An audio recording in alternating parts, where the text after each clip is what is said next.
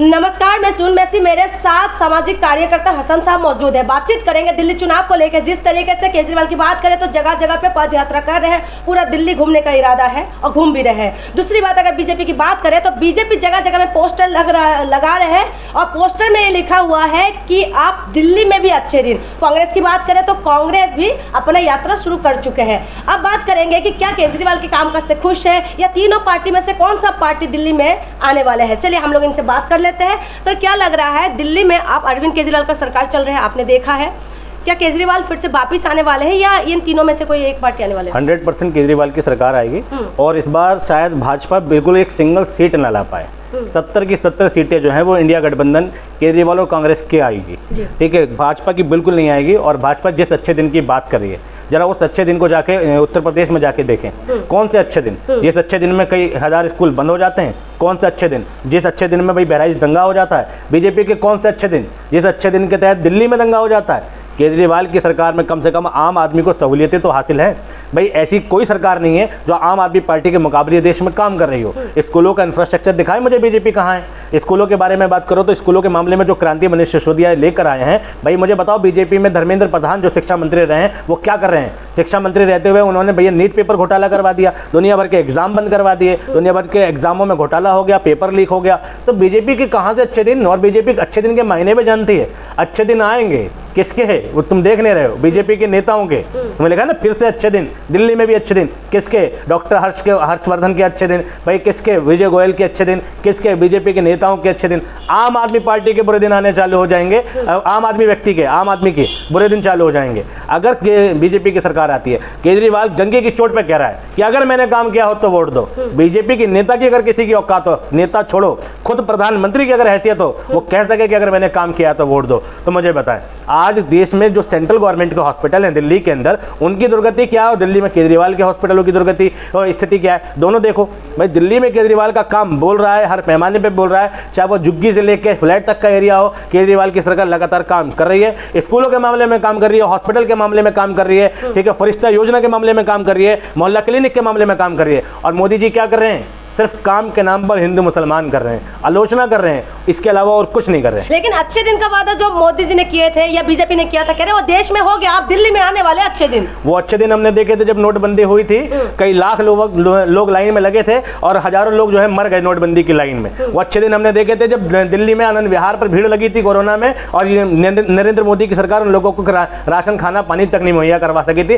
खाना पानी तो छोड़ो, रेलवे नहीं चलवा पाई, ठीक है, बसें नहीं चलवा पाई, लोग पैदल पैदल चलकर पहुंचे और वहां जाके लोग अपने अपने गांव कैसे कैसे पहुंचे लोगों को पता है। मोदी जी के अच्छे दिन आत्मनिर्भर भारत जो है वो लोगों पर थोप दिया जाता है। अच्छे दिन के नाम पर झुंझुना थमाया जाता है और लोगों की सुविधाएं छीन ली जाती हैं। अच्छे दिन तब आएंगे मोदी जी जब पेट्रोल डीजल की कीमत घटेगी। अच्छे दिन तब आएंगे जब देश में सामाजिक और नॉर्मल सौहार्द जो है वो ठीक होगा। अच्छे दिन तब आएंगे जब डेली कंजप्शन की चीजें सस्ती होंगी। आटा रोटी दाल सब पर नियंत्रण केंद्र सरकार का है, खाद्य सुरक्षा मंत्रालय केंद्र सरकार का है। सस्ती क्यों नहीं होती चीजें? अच्छे दिन लाने हैं तो तुम सेंट्रल गवर्नमेंट में बैठे बैठे भी ला सकते हो। देश की बागडोर तुम्हारे हाथ में। मोदी जी देश के लिए तो कुछ करेंगे नहीं, लेकिन पोस्टरबाजी करने में मोदी जी को सैल्यूट है। लेकिन बीजेपी वही कह रहे हैं कि फ्री की रेवड़ी देते हैं केजरीवाल से, महिलाओं के लिए यात्रा फ्री कर दिया है, बिजली पानी शिक्षा स्वास्थ्य में कह रहे हैं वो सब तो फ्री की रेवड़ी है। मैं कह रहा हूँ सरकारों के पास पैसा आता कहां से? फ्री की रेवड़ी की बात छोड़ो, मैं कह रहा हूँ देश में एनआईटी नेट इनडायरेक्ट टैक्स नाम की चीज है कि नहीं है? देश में जीएसटी नाम की चीज है कि नहीं है? देश में इनकम टैक्स नाम की चीज है कि नहीं है? जब ये सारे टैक्स का पैसा गवर्नमेंट को जनता देती है और उसी जनता के पैसे से गवर्नमेंट अगर किसी नॉर्मल जनता को फायदा पहुंचा रही है तो फ्री की रेवड़ी कहां से हो गई? और अगर फ्री की रेवड़ी की बात करो तो मोदी जी ने जो 80 करोड़ लोगों को राशन दिया है वो राशन देना फ्री की रेवड़ी है। 80 करोड़ लोगों को ऐसा रोजगार दो कि लोगों को राशन की लाइन में ना लगना पड़े। मोदी जी अपने काम को तो कहते हैं मेरी उपलब्धि है, दूसरे के काम को कहते हैं फ्री की रेवड़ी। देश एनआईटी देता है, एक छोटे से छोटा बच्चा चीज भी खाता है ना, 1 रुपए 2 रुपए का जो पाउच है उससे भी कुछ पैसे नेट इनडायरेक्ट टैक्स के रूप में दे रहा है। एक बीड़ी सिगरेट के पाउच के ऊपर टैक्स जाता है, खाने के सामान के पीछे टैक्स जीएसटी लागू है।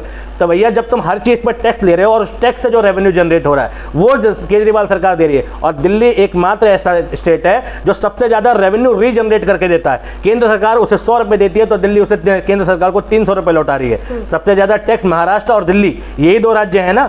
जो दे रहे हैं, बाकी यूपी को तो मिलता 400 रुपये, वो लौटाता 200 रुपये। तो भैया अगर केजरीवाल सब लौटाने के बाद भी जनता के हित में काम कर पा रहा है और मोदी जी तुम नहीं कर पा रहे हो, तुम्हारी स्टेट में सरकार होने के बाद नहीं कर पा रही है, तो भैया तुम्हें प्रशासन में रहने का अधिकार नहीं, तुम तुरंत इस्तीफा दे दो। तो एक बार मौका क्यों नहीं देना चाहते? जैसे कि केंद्र में भी बीजेपी है, राज्यपाल भी बीजेपी का ही है, तो अगर राज्य में भी अगर बीजेपी आ जाएंगे तो शायद अच्छा काम कर दे, अच्छा दिन आ जाए। 3 साल से प्रधानमंत्री हैं मोदी जी, 3 साल से कोई अच्छा काम क्यों नहीं कर पा रहे हैं? प्रधानमंत्री की पावर मुख्यमंत्री से ज़्यादा होती है कि नहीं होती है? प्रदेश में लॉ एंड ऑर्डर की व्यवस्था जो है वो केजरीवाल के हाथ में नहीं है, मोदी जी के हाथ में। लेकिन इसके बावजूद दिल्ली में कोई क्राइम हो जाता तो जो मोदी जी के अंधभक्त हैं वो केजरीवाल को टारगेट करते हैं। भाई मुझे एक बात बताओ, जब तुम्हारे पास सारी व्यवस्था है तो दिल्ली में CCTV कैमरे लगवाने की जिम्मेदारी केजरीवाल की क्यों थी? और केजरीवाल ने लगवाए भी। केंद्र सरकार ने एक भी CCTV नहीं लगवाया। दिल्ली में क्राइम होता है, केंद्र सरकार जिम्मेदारी नहीं लेती। भाई कहीं भी देश में कहीं भी उल्टा ये बयान आता है कि भाई बेटी छीन ली जाएगी, रोटी छीन ली जाएगी। तो देश का प्रधानमंत्री अगर ऐसी बयानबाजी कर रहा है तो उसका मतलब वो विफल है, वो कोई काम ही नहीं कर पा रहा है। अगर कुछ काम किया होता मोदी जी ने तो काम के नाम पे वोट मांगते हैं ना। मोदी जी मांगे आयुष्मान कार्ड दिया है, मांगे उसके नाम पर वोट, नोटबंदी दी है, मांगे उसके नाम पर वोट, GST लागू करिए, मांगे उसके नाम पर वोट। मोदी जी अपने किए हुए काम पर वोट क्यों नहीं मांग सकते? और कहे डंकी की चोट पर दिल्ली की जनता से मैंने अगर काम किया हो तो मुझे वोट दे। केजरीवाल तो कहेगा और कह भी रहा है कि अगर मैंने काम किया है तो मुझे वोट दो। तो देश के प्रधानमंत्री की इतनी भी हैसियत नहीं है कि वो देश के प्रदेश के एक अर्ध राज्य जो कि केंद्र शासित प्रदेश है उसके मुख्यमंत्री से अपने कामों की तुलना कर सके। जबकि केजरीवाल ने खुला चैलेंज दिया है, कह रहे हैं अगर आप जहां पर आपकी बीजेपी का सरकार है वहां पर बिजली फ्री कर दोगे तो मैं 2025 में मैं आपके लिए चुनाव प्रचार करूंगा। खुला चैलेंज दिया है। हाँ तो मोदी जी एक्सेप्ट करें और कहीं की छोड़ो, यूपी की बिजली फ्री कर दें। जहां बाबा जी के शासन के ताल ठोक रहे हो तुम, बाबा जी को सैल्यूट ठोक रहे हो। मैं कह रहा हूं कंपेयर करो। बहुत लोग तारीफ करते हैं कि यूपी का प्रशासन देखो, मैंने कहा दोनों मुख्यमंत्री को जरा ध्यान से देखो। योगी आदित्यनाथ की क्वालिफिकेशन और अरविंद केजरीवाल की क्वालिफिकेशन का फर्क देखो। योगी आदित्यनाथ कहां से उठकर आते हैं, उसकी राजनीति किस बैकग्राउंड से आती है वो देखो, और अरविंद केजरीवाल की राजनीति किस बैकग्राउंड से आती है।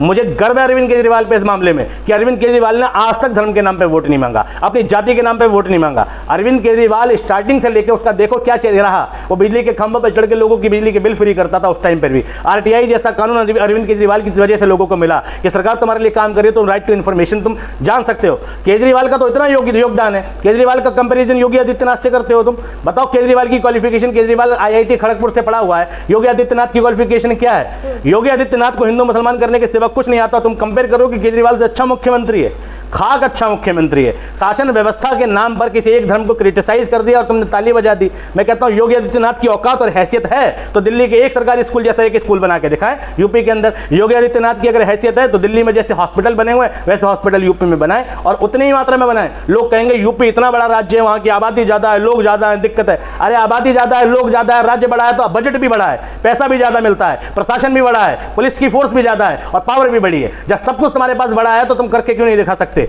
जबकि दिल्ली का केजरीवाल एक छोटे से राज्य में इतनी बड़ी क्रांति ला सकता है शिक्षा के मामले में, स्वास्थ्य के मामले में, तो यूपी का CM क्यों नहीं ला पाता? क्यों झुंझुना बजा रखा है हिंदू मुसलमान का? और देश का प्रधानमंत्री क्यों बजाता है झुंझुना?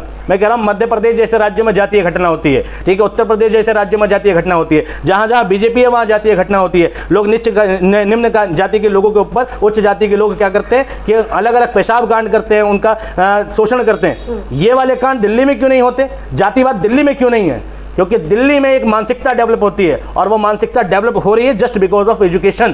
क्योंकि दिल्ली में स्कूल अच्छे हैं, दिल्ली में सरकारी स्कूल हैं, लोगों को प्राइवेट स्कूलों की दौड़ नहीं लगानी पड़ती। प्राइवेट में सिर्फ अमीरों के बच्चे जाते हैं और सरकारी में गरीबों के बच्चे आते हैं। और मुझे गर्व है कि दिल्ली का सरकारी स्कूल प्राइवेट स्कूल से ज़्यादा फैसिलिटीज प्रोवाइड करता है सुविधाओं के मामले में।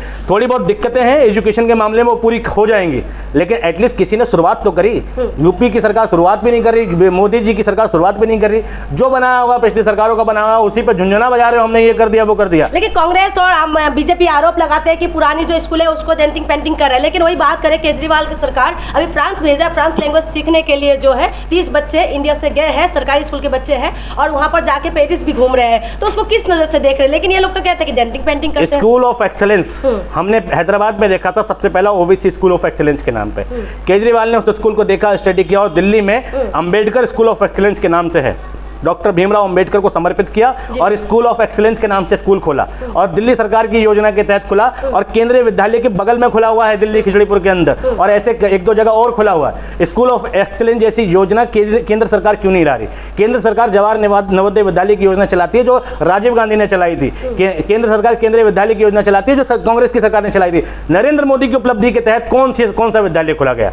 यूपी में जो चला बालिका इंटर कॉलेज, गौतम बुद्ध बालिका इंटर कॉलेज, वो भैया मायावती लाई थी। यूपी सीएम ने कौन सा विद्यालय खोला? गौतम बुद्ध जो यूनिवर्सिटी है वो मायावती की बनाई हुई थी। भाई झुंझुना बजाने से कुछ नहीं होता, काम करने से होता है। जमीन पर काम करने वाला व्यक्ति धर्म की बात नहीं करेगा और जो धर्म की बात करेगा यकीनन उसे जमीन पर काम करना ही नहीं है। तो अरविंद केजरीवाल का क्या क्या काम से आप खुश है? खास करके अरविंद केजरीवाल शिक्षा स्वास्थ्य की बात करते हैं और स्वास्थ्य में फरिश्ता योजना वोट देने के जो मुद्दे हैं वो रोटी, कपड़ा, शिक्षा, स्वास्थ्य, रोजगार हैं और इन सभी मुद्दों में केजरीवाल ने बेहतर काम किया है। दिल्ली की मजदूरी दूसरे राज्यों की मजदूरी में ज्यादा है। दिल्ली में जो मजदूरी वेतन है, डेली वेज है, वो दूसरे राज्यों से अधिक मिलता है। दिल्ली में भाई इंडस्ट्रियल एरिया भी डेवलप हो रहे हैं और दिल्ली हालांकि कुछ मामलों में नोएडा पर भी डिपेंड करता है। इसके बाद दिल्ली में ट्रांसपोर्ट व्यवस्था देख लो, दिल्ली की सड़कों की व्यवस्था देख लो, दिल्ली के अंदर स्कूलों की व्यवस्था देख लो, दिल्ली में हॉस्पिटल की व्यवस्था देख लो। किसी कंपैरिजन में यूपी के मुख्यमंत्री टिकते नहीं है, बीजेपी का कोई मुख्यमंत्री नहीं टिकता है। मैं कह रहा हूं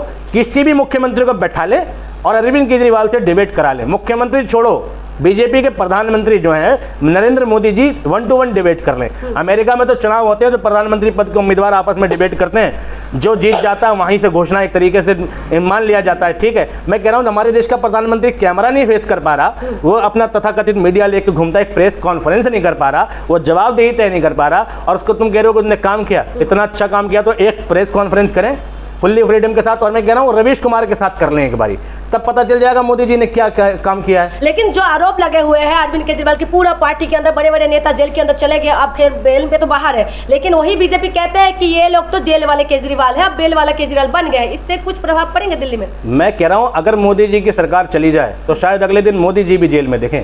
ठीक है, जेल वाली सरकार, भाई प्रशासन तुम्हारा, ठीक है। वो एक चुटकुला सुना था मैंने कि राहुल गांधी ने मोदी जी से कहा कि चल यार कुछ शॉपिंग कर आते हैं। मोदी जी कहते हैं बड़ी तंगी है, पैसों की बड़ी परेशानी है। तो राहुल गांधी ने पूछा ऐसा क्या खरीद लिया? तो भैया मोदी जी बोले ईडी खरीद लिया, सीबीआई खरीद लिया, मीडिया खरीद लिया, पैसे नहीं बचे, अब इनसे वसूलूंगा, तुम पर कराऊंगा रेड।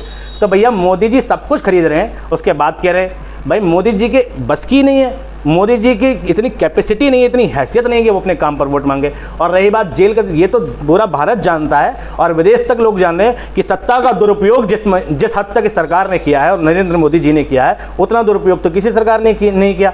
भाई मैं कह रहा हूँ सत्ता को लेकर बंटवारा चल रहा है, प्रवर्तन निदेशालय किसके अधीन काम करता है, सीबीआई किसके अधीन काम करती है, और इतने बड़े भाई दोषी हैं तो कोर्ट बेल क्यों दे रही है और तुम साबित कुछ नहीं कर पा रहे हो, बस ढिंडोरा पीट रहे हो कि केजरीवाल जेल वाला, बेल वाला, ये और वो। साबित क्यों नहीं हुआ? तुम्हारे सांसदों के ऊपर तो बलात्कार तक के आरोप लगे, तुमने क्या कहा? कुलदीप सेंगर ने क्या क्या नहीं किया? भाई मैं बताऊं ब्रजभूषण शरण सिंह ने क्या क्या नहीं किया? अभी उसके बेटे ने कांड कर दिया, गाड़ी से कुचल दिया। दिल्ली में प्रभाव पड़ेंगे ये जो नेगेटिव? दिल्ली में इसका कोई प्रभाव नहीं पड़ना। ठीक है, दिल्ली में केजरीवाल की सरकार आ रही है और मेरे हिसाब से बीजेपी बिल्कुल साफ है। एक सिंगल सीट जीतना बीजेपी के लिए बहुत डिफिकल्ट है, बहुत मुश्किल है। लेकिन अच्छे दिन का तो वो दिखा रहे, सपना दिखा रहे। हाँ बता रहा हूँ ना, वो अच्छे दिन लिखे तो हैं कि दिल्ली में भी अच्छे दिन। आगे की लाइन अब बीजेपी के नेताओं के नीचे लिखा होगा भारतीय जनता पार्टी, दिल्ली में भी अच्छे दिन भारतीय जनता पार्टी के। लोग समझ जाएं सारा, वो अपने अच्छे दिन की बात करें। यानी अगर हमारी सरकार आएगी तो हमारे अच्छे दिन हो जाएंगे। हमारा जो ऑफिस है वो 7 स्टार हो ही गया है, अब दिल्ली प्रदेश वाला भी हो जाएगा। लेकिन बीजेपी के हिंदुत्व के सामने केजरीवाल का काम कहाँ टिक पाएंगे? बीजेपी का हिंदुत्व, बीजेपी का कब से हिंदुत्व हो गया? तो कहते हैं हिंदू को मजबूत किया है ना। कैसे मजबूत किया? मैं पूछ रहा हूँ कि हिंदुओं के नाम से कितनी गुरुकुल खोले हैं बीजेपी ने, मैं ये जानना चाहता हूँ। कितने हिंदुओं को 15 लाख रुपए दे दिए मोदी जी ने, जो घोषणा की थी। 2.5 लाख रुपए मकान की योजना वो लाए हैं, तो ये बताओ सिर्फ हिंदुओं को मिले या मुसलमानों को भी मिले? भाई ऐसी कोई योजना भारत में नहीं चलती जो सिर्फ हिंदुओं के नाम पे चलती हो। और मैं कह रहा हूँ अगर मोदी जी इतने बड़े हिंदू हृदय सम्राट हैं तो हिंदुओं की आस्था के नाम पर हिंदुओं के नाम से एक स्कूल खोल दें। ठीक है, एक नहीं 10 खोल दें और हिंदुओं के लिए काम तो करें। भाई टी कैंप की झुग्गियाँ, इंदिरा कैंप की झुग्गियाँ, दिल्ली की झुग्गियाँ इंतजार कर रही है नरेंद्र मोदी का कि वो झुग्गियों की गलियों में आए। उन गलियों में, जिन गलियों में नाली के सहारे गलियां गुजरती है, उन गलियों में जहां पानी की किल्लत होती है, लोग टैंकर से पानी भरते हैं, उन गलियों में जहां पर मनोज तिवारी का सबसे बड़ा घर दिल्ली का नॉर्थ ईस्ट जिला है, सोनिया विहार की गलियां, करावल नगर की गलियां चीख चीख कर बुला रही हैं कि मनोज तिवारी तुम्हें हमने सांसद चुना, तुम दिल्ली के सबसे अमीर सांसद हो और हमारे यहाँ सड़क तक नहीं है, यूपी से भी बुरा हाल है। तो मैं बताओ, जब एक सांसद सत्ता में रहने के बावजूद 10 साल से सत्ता में है, वो एक सड़क का निर्माण नहीं करा पाता, ये दिल्ली में बीजेपी की सरकार काम करेगी क्या? दिल्ली के सबसे फ्लॉप नेता है मनोज तिवारी, लेकिन इसके बावजूद जीत जाते हैं। लेकिन ये देश का दुर्भाग्य। कर जाएंगे, बिल्कुल करेगा। केजरीवाल का काम करेगा ही नहीं, केजरीवाल का काम कर रहा है, और केजरीवाल के जो वादे हैं वो पूरे होते हैं। हवाई वादे नहीं होते केजरीवाल के। केजरीवाल ने कहा था बिजली मुफ्त, तो मुफ्त मिलती है। केजरीवाल ने कहा था पानी मुफ्त, तो पानी मुफ्त मिलता है। कई लोगों ने एलिगेशन लगाए थे कि फ्री का बांट रहे हैं। केजरीवाल ने कहा नंबर दिया मैंने, मिस कॉल मारो जिसे फ्री नहीं चाहिए। कितनी मिस कॉल आ गई मुझे बताओ? उन बीजेपी के अंधभक्तों ने भी मिस कॉल नहीं करी है कि हमें फ्री नहीं चाहिए। मैं कह रहा हूँ इतने बड़े उत्तरदायी हो तुम, फ्री का इतना चुभ रहा है तो वापस कर दो, तुम पैसा भरो उसका, लेकिन पैसा नहीं भरेगा कोई। भाषणबाजी सबको आती है। नरेंद्र मोदी जी नेताओं के लिए 4 चीजें ला सकते हैं, पेंशन योजना ला सकते हैं, नेताओं के लिए भत्ता ला सकते हैं, लेकिन एक आम आदमी को 1 रुपये का भी फायदा पहुंच जाए तो नरेंद्र मोदी के सर से लेकर पैर तक में चिंचनी काट जाती है कि आम आदमी को फायदा क्यों हो रहा है। ठीक है, धन्यवाद। ये था हमारे 7 सामाजिक कार्यकर्ता। देखना यह होगा कि केजरीवाल का काम कर जाएंगे या फिर से जाके हिंदू मुसलमान में पेश फंस जाएंगे, ये तो देखना है। इसीलिए आपको इंतजार करना पड़ेगा। इंतजार करिए। बहुत बहुत शुक्रिया।